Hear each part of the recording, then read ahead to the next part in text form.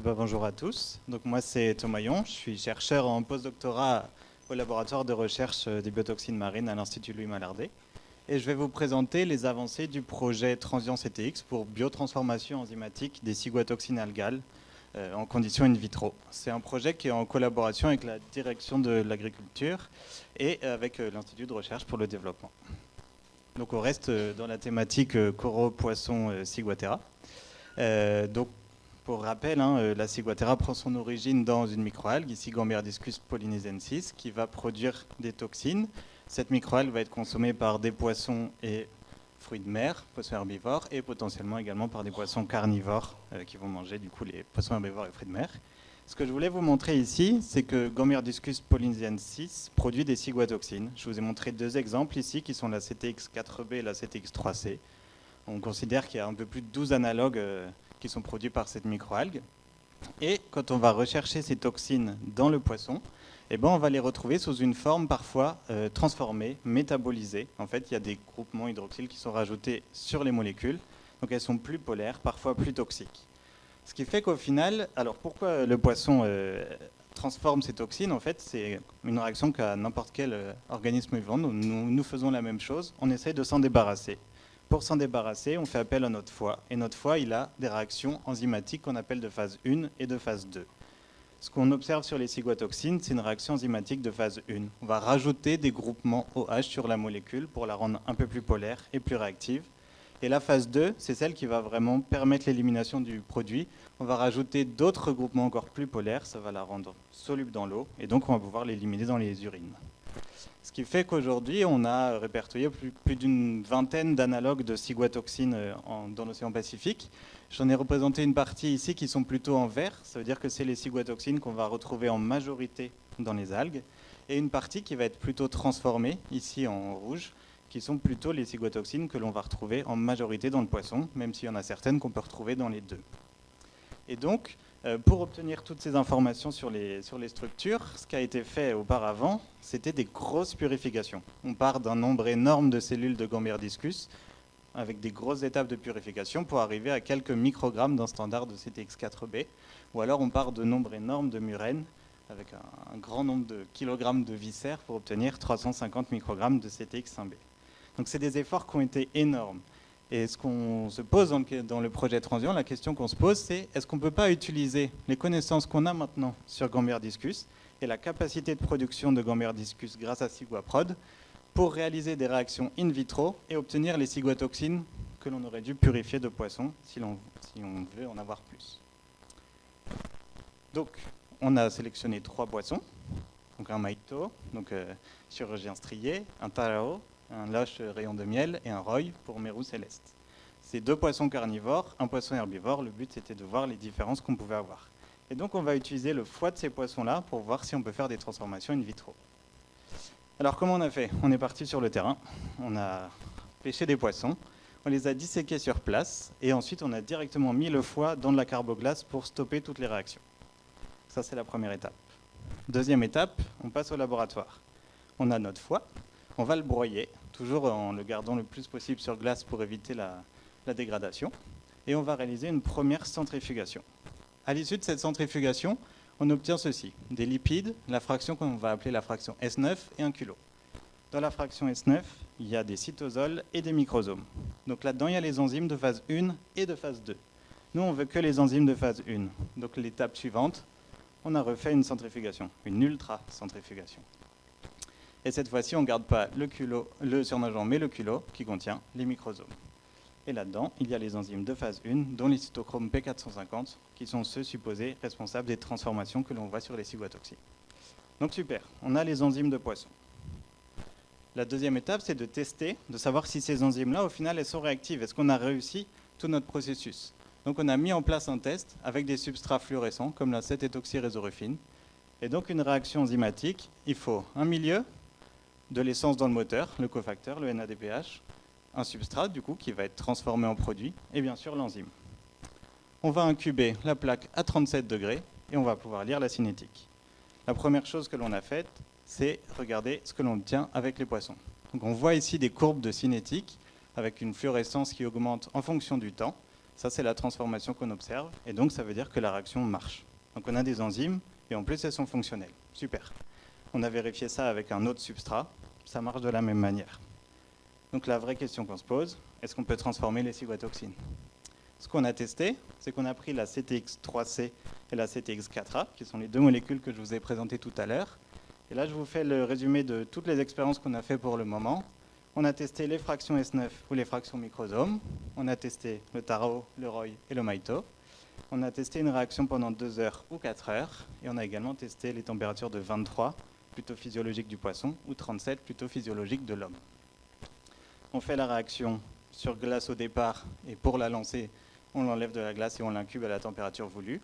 On va stopper la réaction après 2 heures ou 4 heures en mettant un solvant organique, ici l'acétonitrile. Ça va précipiter les protéines. Ensuite, on va centrifuger. On va garder le surnageant, les protéines sont dans le culot. Et le surnageant, on va le purifier sur une SPEC18 pour le rendre compatible avec l'analyse par chromatographie liquide couplée à la spectrométrie de masse. Cette étape-là, on l'a fait à la direction de l'agriculture, avec Maurice Wong et Fanny Rossi, sur cet appareil. Donc ce qu'on a fait, c'est qu'on a pris tous les standards qui étaient disponibles, en tout cas une grande quantité de standards qui étaient disponibles à l'Institut, et on les a injectés de manière à créer une méthode qui nous permette de regarder au moins ces 11 analogues de ciguatoxine dans la méthode. Et ensuite, on a comparé cette méthode de référence avec nos échantillons inconnus. La première chose que l'on a faite, c'est qu'on a comparé l'aire du pic de la ciguatoxine qu'on a fait réagir au départ avec celle d'un standard et mis à la même quantité de départ. Et ce qu'on a vu, c'est qu'on a diminué l'air de 68%. Cool, on a transformé 68% de la CTX4A, ce qui correspond à peu près à 34 nanogrammes. Ok, on l'a transformé en quoi? On regarde les autres pics qu'il y a dans le chromatogramme, on en voit un ici, à 9,8 minutes. On regarde dans notre méthode avec les standards, c'est parfait. Ça correspond à la 52 épi 54 déoxy CTX1B. Alors on a fait une estimation de la quantité, on a à peu près 15 nanogrammes de cette nouvelle molécule, mais en tout cas, on a réussi une partie du deal. Donc on a réussi à transformer la CTX4A en 52 épi 54 déoxy CTX1B. Vous pouvez voir ici les deux transformations qui ont eu lieu. Comme on a transformé à peu près 34 nanogrammes et qu'on n'a récupéré qu'une quinzaine, il y a sûrement d'autres molécules qui se cachent dans notre échantillon. Il va encore falloir qu'on creuse pour comprendre ce qui s'est passé. On a fait la même chose avec la CTX3C. On compare toujours l'aire de pic, vous savez comment faire. On a 35% de réduction, soit 17 nanogrammes. Et là, cette fois-ci, c'est un peu plus dur. On ne voit pas d'autres pics. Alors on a zoomé un peu. Et en zoomant, on voit un pic à 9,2 minutes.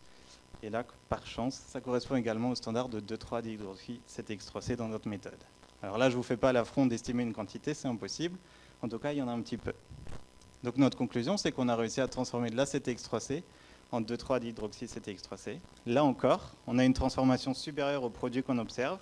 Il y a sûrement d'autres analogues qui se cachent dans nos échantillons, et on a encore un peu de temps pour trouver quoi. Je vous ai mis ici un petit peu les conclusions de tout notre plan d'expérience.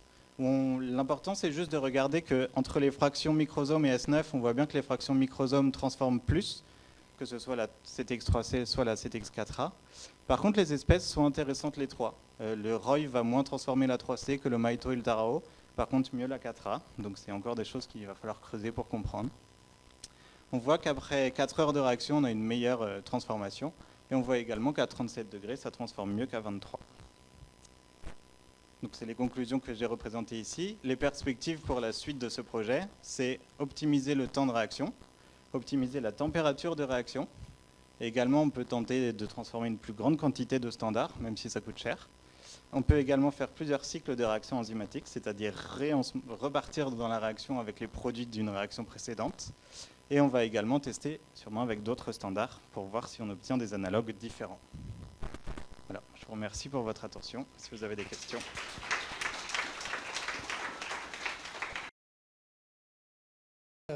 Si le dinoflagelle est présent, est-ce qu'il y a je sais pas, quelque chose qui implique que le dinoflagelle lui-même est toxique avec le ciguatera ou pas?